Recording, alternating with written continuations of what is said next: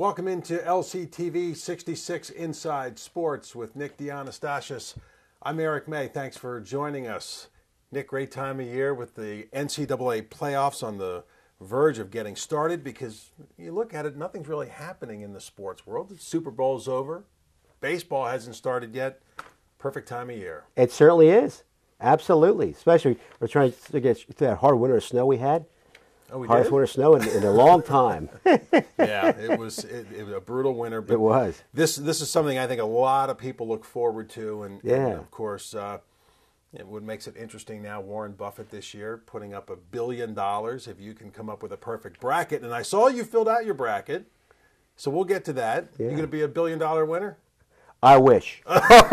Don't we all? Right, don't we all? That's exactly right. Well, yeah, I think what's interesting about this year's bracket is the fact that, there are some strong teams, but I don't think there's any one clear-cut favorite that, came in dominating throughout the season. I think it's going to make it that much more enjoyable to watch. I would absolutely agree with that, Eric. Absolutely right. Now, we do have From some of the the past years. Some of the powerhouses, which are always there. The Duke, the Kentucky, the NC, North Carolina.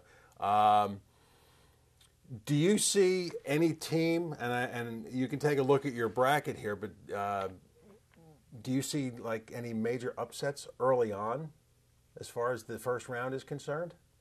That's a good question. There's always a possibility in this type of tournament. I've seen in past years a team as a smaller college knock off a Division I school. Back, we're talking, I'll say maybe 6-7 years ago, a team called Butler from Indiana knocked off Louisville one year in the high-scoring close game, an amazing upset. I remember around the second round of the tournament. This goes, we're talking 6-7 years ago. So anything's possible. You never know. Yeah. Well, this time of the year in this kind of tournament. Yeah, it's kind of funny too, because usually this first 2 days, the Thursday, Friday, sometimes places of employment are a little thin because people take the time off to see the first two rounds. Exactly. And again, I think this year, because of the fact that it is so wide open, I think it's going to make for some interesting basketball. I predicted a couple of upsets in the first round, but it's always fun to see. Right. Because I think it just adds that much more excitement. Right. The Especially parity of in it, the see small what unfolds Right. at the first or second round of the tournament. Right. How many major upsets we might end up seeing. So let me ask you, the top four teams, the four number ones: Florida, Virginia, Wichita State, and Arizona. Which of those four gets knocked off first? Florida, Wichita State, you say Arizona, and that the fourth one was Virginia. Okay. Which of those four number one seeds loses first? You mean the first round, or like a Just second overall, or third round? Overall, who's the first number one seed to get knocked out? Wichita State might be a great possibility, only because they're undefeated the whole year. It's hard to go undefeated the whole year and win a tournament all in the same year. The last team to win a national title, going undefeated all 1 year, only one team ever done in their history in the NCAA tournament. 1976, Indiana and Bob Knight went undefeated, beat Michigan. Yep. One of their rivals, St. Conference, won a national title at the Spectrum, 1976. The teams are undefeated, won a national title the same year. Men's basketball since that time, in college basketball. Yeah. And the thing is, too, I'm glad you brought up about Wichita State, because I think a lot of people are downplaying the fact that, they don't play anybody. Okay, yeah, they're 34-0. 34-0 is 34-0. You still have to go out and beat your opponent, and that is hard to do as that season goes on. So, very difficult. Yeah. The long season, so many games they have to play to get here. Exactly. Oh my God. So, do you think that they're actually being overlooked, or do you think that, they are indeed one of the powerhouses? I like Wichita State, in my opinion, is one of the big powers in all college basketball. They're one of the great stories this year as they were last year. Mm-hmm. They know how to go and win a lot of big games, and they do it. I'm really impressed with that. And what they've done this year is just remarkable. They're the first team to go undefeated the whole regular season, going to the NCAA tournament, including all their conference games, in men's basketball, since UNLV did it with Jared Tarkanian around 1991, when they had NCAA tournament undefeated, but lost to Indiana in the Final Four game. Right. Right. Yeah. It's amazing. You think that at some point in time that there would have been another college to do this. Right. Just goes to show you how difficult Right. it is to pretty much run the table undefeated. So hey, Right. more power to the Shockers. Yeah. I think it's a great story. They deserve one of the great stories in sports. They really are. But unfortunately, I have them losing after the first round. Is that right? Yeah. Yeah, Yeah. I do. But believe me, this is not a $1 billion winner Right. bracket. Right. That is for sure. Exactly. So, all right, let me throw out a couple trivia questions for you. Absolutely. All right. This bracket, actually, this year, there's 68 teams. I mean, before it was 65. Now there's 68 trying to make the 64-team bracket. When was the first NCAA tournament to include 64 teams? Do you remember what year that was? Yes, absolutely. 1985, the year Villanova pulled off an incredible upset over Georgetown. Amazing upset. With a lot of people thought Georgetown was going to win, but Villanova came and won 64, the greatest upsets in men's basketball history. Yep. Massimino was an incredible story. Yes. For the Philadelphia trainer, went nuts that night. was suffering from an illness. Yes. They cut the nest and put the net on his head to honor him. Yeah. He was battling ALS disease. Their trainer of Villanova during I think that year. Villanova shot 70% from the floor. Right, that's what it was. They had an incredible game, almost a perfect game to beat Georgetown. And they did it. 66-64. Well, it's what they needed. Right. It is what they needed. Yeah. All right. Well, you're 1 for 1. That's good. All right. Which team was the first team to win the NCAA tournament with more than 6 losses on the season? This is a toughie. Oh my God, that is a good one. It's a very interesting one. Okay. Well, you know what? And did this go back pretty many years? You're talking maybe, or say 20, 30, 40 years ago? Not quite that long. Well, all right, I'll give you, it was the 70s. 70s. It was the 70s. Oh my God, okay. So depending how old you are, yes, that could be a long time ago. Okay. All right. Well, I'm hoping I have the right guess. I'm going to say UCLA, John Wooden. It was actually Marquette, 1977. They had lost 7 games during that season. Unbelievably, 6 of those losses were at home that year. Oh my God, and won 1977. Yeah. Oh my God. All right. Let's move up to the 80s. Sure. Which school appeared in 3 straight Final Fours in the 1980s? Okay. All right. I'm gonna say that was probably. You mean like the early 80s, more or less? You're thinking? Let me see. Yeah, it was the early 80s. Okay. I'm going to have to say it had to have been either North Carolina or Georgetown, I would think. One of those 2 teams. Actually, it was neither one of those. That's amazing, hard to believe. Phi Slamma Jamma.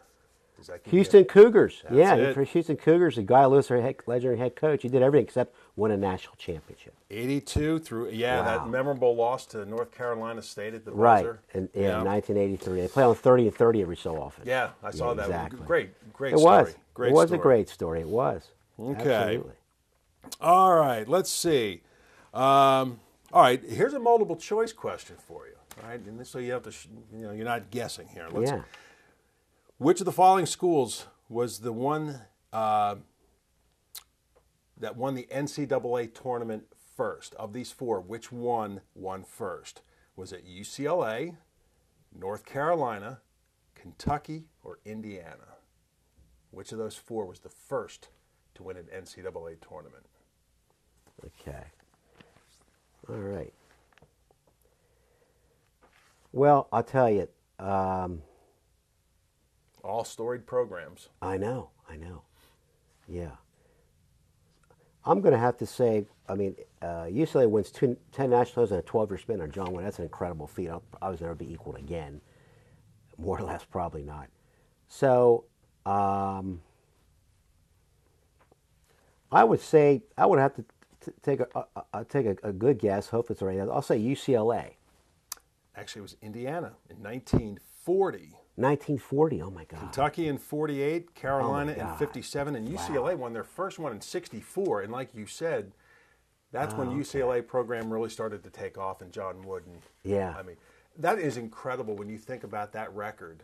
And you're right; it's never going to happen again because of the fact that the way college basketball is. Right. Kids come to college and they're playing 1 or 2 years, and it's off to the NBA. Right, for the big bucks. That's how it it's works. a constant turnover. So right, exactly. you're right. That is a record, kind of like Joe DiMaggio's 56-game hitting streak. Yeah.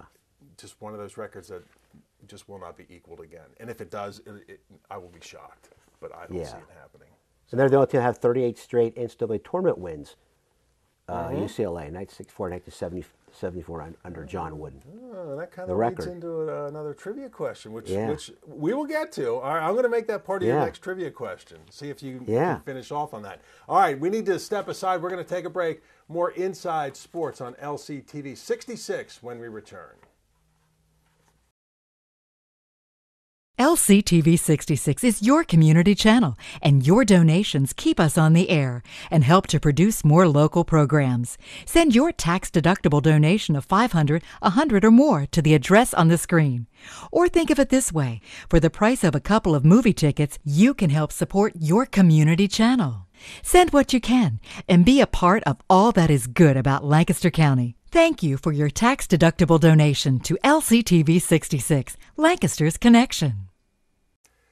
Welcome back to Inside Sports on LCTV 66. Eric May, Nick Dianastasis. All right, Nick, you kind of let the cat out of the bag here with one of my next questions, or at least leading into it. You talked about UCLA and their string of 38 consecutive tournament victories.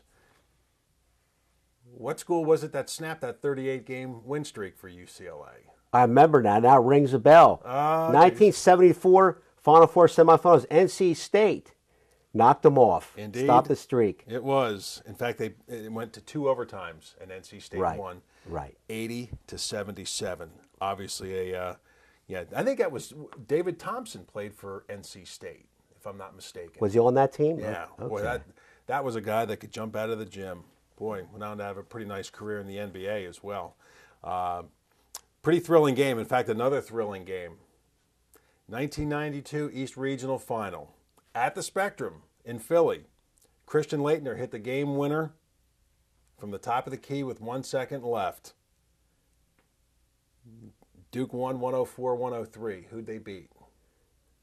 And that rings a bell. That would have to be against Rick Pitino and the Kentucky Wildcats. That is indeed correct. And Laettner, incredible shot. Yep. It's still good. Highlight film is one of the best ever played games. And that's one of those games that I remember where I was when I saw it, too. Yeah. I watched on TV at home. That's how memorable game. Unforgettable game. Right.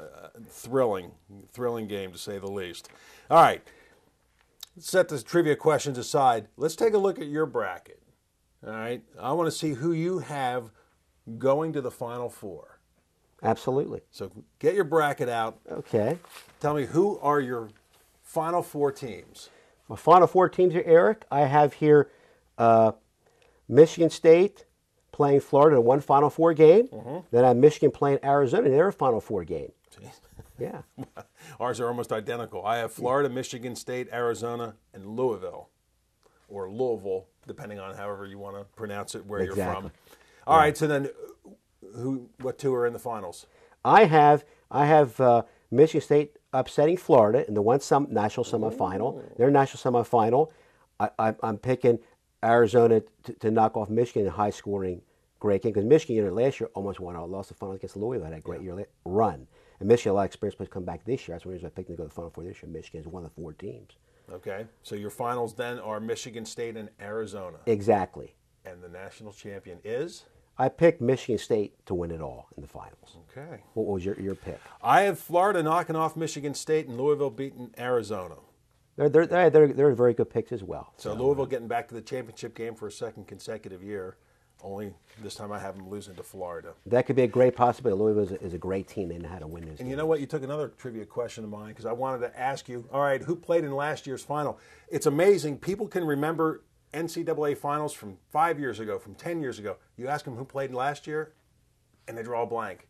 It's like, I guess it's not distant memory enough that it had, Right. But I actually had to look it up. I couldn't remember. And it was Louisville and Michigan. So thanks for taking another one of my questions. Sure. All right. Yes. Let me see if I can. All right. I did it. Now I got some good ones here. All right. What player holds the record for the most points in an NCAA championship game? Player of the most points ever in history. Okay. Right. NCAA championship game. In a championship game. Okay. I'm about to. Very recognizable name. Was it a great NBA career too? Recognized? Yeah, he won an NBA title. Yep. Or maybe won several is a possibility? Not really Well, several. yeah, he did win a couple, but the one he is most memorable for, he was pretty much the star player. So. Okay. All right. I'm gonna say probably. I'll say Kareem Abdul-Jabbar, a great career at UCLA. Very good known guess. Known as Hernando Alcindor back in those days. Yes. Very good Apologies guess. for John Wooden. Not the right answer. Right college, but not the right player. So I'll give you a second guess. So UCLA. Think of another standout player from UCLA. Okay. Oh, I want to take another one. Bill Walton? Bill Walton it is. 44 points against Memphis in 1973. Wow. Oh, my God. Yeah, you would have thought Lou Alcindor / Kareem Abdul-Jabbar. Right. But yeah, Walton lit it up for 44 points in 73. All right. Who was the only player to start in 4 Final Four games? There's only been one player to do it. Okay. Okay, 4 Final Four games, obviously in a row. Right. Yep. Okay. Okay. Well, I'm going to, when you mentioned that, I'm going to,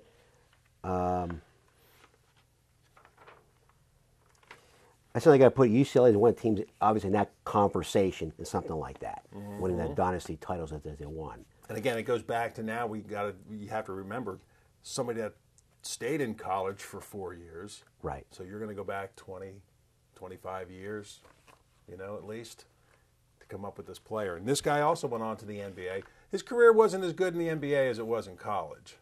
That was not. I'm kind of surprised because it was so good in college. Yeah. Okay. Yeah. Had a decent career, but nowhere near the success he had in the collegiate level. Okay. All right. Well, I'm going to say, my guess will be then, we say he had a good NBA career, but a very good college career. My rough guess is going to be, I'm going to say Christian Leitner, 4 years played at Duke before going to the NBA. It's a good guess because you're right. Yeah, 89 through 92. All right. Yeah. Well, I thought I was coming up with some good ones. Man. All right, let's see. Oh, now you got me scrambling here because I want to really stump you with something here. But You have stumped me already, actually, right. earlier in the program. One thing that has never happened was a number 1 seed losing to a number 16 seed. Okay, in 1997, this team almost lost to Fairfield when they had a 9-point lead at halftime and they almost let it slip away. Fairfield was number 16. Who was the number 1 team they played that year? They still beat Fairfield, is that correct? Yeah, they still beat them because no number 16 has ever beaten a number 1. Who was that team in 97? Okay. Well, here's put it this way. My guess would be since Kentucky won a national title in Rick Pitino in 1996, I'm going to say it was Kentucky in a position to held on to beat Fairfield the first round. I'm assuming the next year, I'm guessing. Actually, it was North Carolina. North Carolina. Yeah. Oh, my God. They beat them 82-74, but they Wow. You wonder who is going to be that first team to do it. Right. I mean, you figure at some point it's going to happen. A number 16. Will it happen this year? I don't really see it happening. But how great would that be for college basketball? It is. Not only that, absolutely. the viewership too. Exactly. Oh, yeah. Oh, that would be tremendous. All right. Okay. And this doesn't have anything to do with the NCAA playoffs, but college basketball. Who was the first major college player to score 2,500 career points while standing less than 6 feet tall? See, sometimes height doesn't always equate. Unless he said less than 6 feet tall. He was less than 6 feet tall, and he had 2,500 career points. This guy also had a pretty decent NBA career. Okay. But he did this in college, obviously. Okay. Yeah. Okay. All right. Okay. He was a guard. He was a guard. Okay. I'll drop off some hints for you. Okay. I'm going to say, okay, you can drop some hints. Go ahead. Excellent free throw shooter, too. Okay. I'm going to, I'm going to say probably either Henry Bibby or Pistol Maravich. Another possibility. Two good guesses. Played for the Houston Rockets. Oh my gosh. Oh. Well, Keem Olajuwon's a big guy. Yeah. Clyde Drexler's a big guy. I guess it can't be them. I'm going to say Rudy Tomjanovich. He's pretty big actually too. Do you remember the name Calvin Murphy? Calvin Murphy. Oh my God, I got that one. Yep. He was 5'9", 2,548 career points. Wow. In the collegiate level. You know, here's the thing too. You mentioned Pistol Pete. You look at what he did in the college level at LSU, and it was incredible. When he finished his career, most total points scored, 3,667. His point per game average. Do you know what it was for college? Want to take a guess? I'm going to take a guess. In college, I'm going to say he averaged, I'll say maybe around 25 points a game, roughly. Way up. I'm going to say, I'll say 40. How about 44.2? Wow, that's amazing. Pistol Pete Maravich, yeah. Incredible player. He wanted to have a 10-year NBA career, mostly with the New Orleans Jazz before he moved to Utah, and then he later finished career with the Celtics. Yep. Yeah, Lost him tragically, at a young age. Yeah. Okay. Yeah. And as much as we're talking about points, now this is not the final game because we said already Bill Walton has the most points in a finals game. Who has the most points in an NCAA tournament game? So the entire tournament, what's the highest point total for one game? And who was it? This guy also played in the NBA. His NBA career actually pretty good, actually, even more than pretty good. Yeah. Yep. Now, let me see. I'll even drop a hint if I can. I realize it can't be Will Chamberlain. Will Chamberlain had a great NBA career as well as a great career in college, University of San Francisco. Obviously, then it cannot be him. You got to go back 40 years. 40 years, okay. So now you're talking the 70s. Okay. I don't think it was John Havlicek, okay. Nope. Okay. He had a great NBA career with the Celtics, John Havlicek. Helped Ohio State win the national tournament men's basketball in 1960 for Fred Taylor was his head coach for that year. Number of times. Okay. You give me a hit. That's fine. Go ahead. Well, he played for a number of NBA teams. So it's did? Yeah. Okay. At least from what I can remember. Okay. All right, I'll drop the name Austin Carr. Austin Carr. Do you want to take a guess as to how many points he scored? Highest point total in an NCAA tournament game. Take a guess. I'm going to take a guess. I'm going to say he scored. I'll say he scored. I'll say 60 points. 61. 61. You're right there, man. Yeah. You are right there.